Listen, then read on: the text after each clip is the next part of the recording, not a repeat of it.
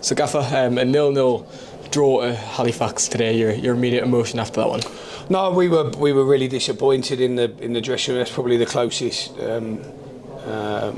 it's felt to a loss, really. Even the Woking game didn't feel as frustrated as that. But the game is always a true reflection, and it's definitely a true reflection of your productivity in the key areas of the pitch, which are the boxes, and we've created the most that we've created so far, especially at home, and we haven't got anything for those efforts, I'm afraid. Yeah, is that the main room for improvement, just getting the ball, and that you've done the hard work, you kept the clean sheet, but the other side of the pitch? Yeah, look, I think listen, the quickest way to winning is to not concede and only have to score one.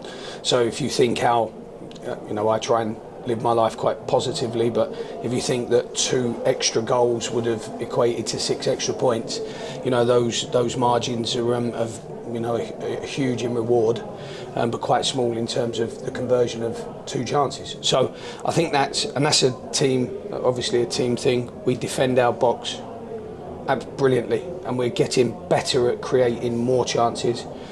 Not many teams create 12 goal scoring chances against Halifax. They're built on that defensive, that deep line defensive organisation. They've done brilliant with it over the last couple of years with their playoff runs, etc. So, this is a team that's the 2 teams really that are kind of mapping their way to try and achieve success by not conceding goals. So we're doing that, but the reality is we're very close, but yet so far away. Do you take any confidence from, look at the 4 substitutions that we made? Our bench was strong and full of creative players. Do you take confidence from that? Absolutely, yeah. I mean, I thought all 5 of them had a really big impact, including Jack, who's obviously not offensive. But it just looked like to me that we needed to change the angle of what we were doing, and it just needed a recycle. What we have to appreciate is, especially with Joe and Manny, is that they've played an enormous amount of minutes with 10 men. Those fatigue levels will be there, but we've also then brought in and recruited players that can come and make an impact. So I'm never one as a manager that waits. I think if things look like they need to change a bit of direction, then let's change a bit of direction. I thought Charman and Matherin, Medine and Adam gave us a little bit more of that energy that we needed in the final third, and I thought we had that energy for the first 30 minutes, by the way, in the final third, but I thought it died just before our half time, and it regressed again just after half time. Just on those 2 wide players in Rawshawn and Charms, how excited are you in the immediate future to see them? Obviously, Luke Charman been out a while, and Rawshawn already, exciting fans. Absolutely.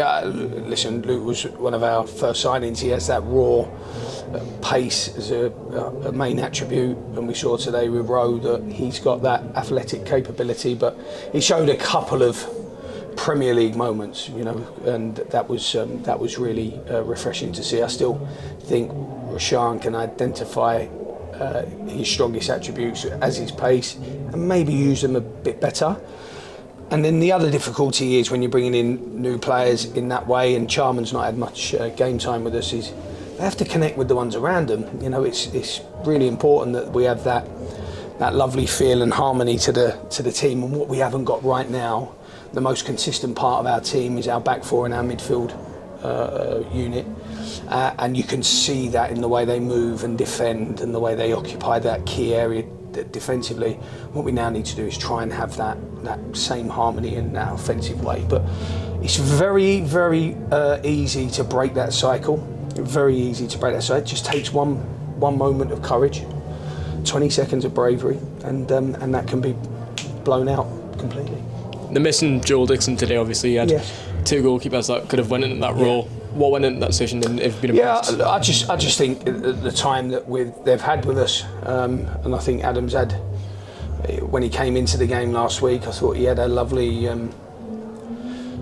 calming impact, which I've never ever said in my life about Adam Smith, but I thought he had a real sort of composure to his performance, which I liked. Brad is still adapting to the way we play, especially with the ball at his feet, and we saw that in training this week, but he's had an excellent week training. Brad Young, that is like Joel and Adam, that was wafer thin today. So, Adam knows that he has to be at his very, very best if he's going to retain that position. Yeah, and a lot of travel next week, obviously starting with Boston on Tuesday, a newly promoted side to this level. What are your thoughts going on that one? No, tough. You're always tough. It gets tougher, kind of the longer you don't win for. We're fully aware of that. I'm an experienced coach now. So we have to make sure that we go there and we apply the learning and training that we've done. We know we're very compact. We think we're a very difficult team to break down. I think you can see that in our recovery running, and we just need to streamline that offensive part of the game. And when we mean streamline, we're there. Just that last finish. I thought Gary today looked a different animal to 7 days ago. Rashan is, a new toy in effect, and Charman being back is important. So where we've retrained ourselves out of having them, we might now need to retrain having them, and that takes time as always.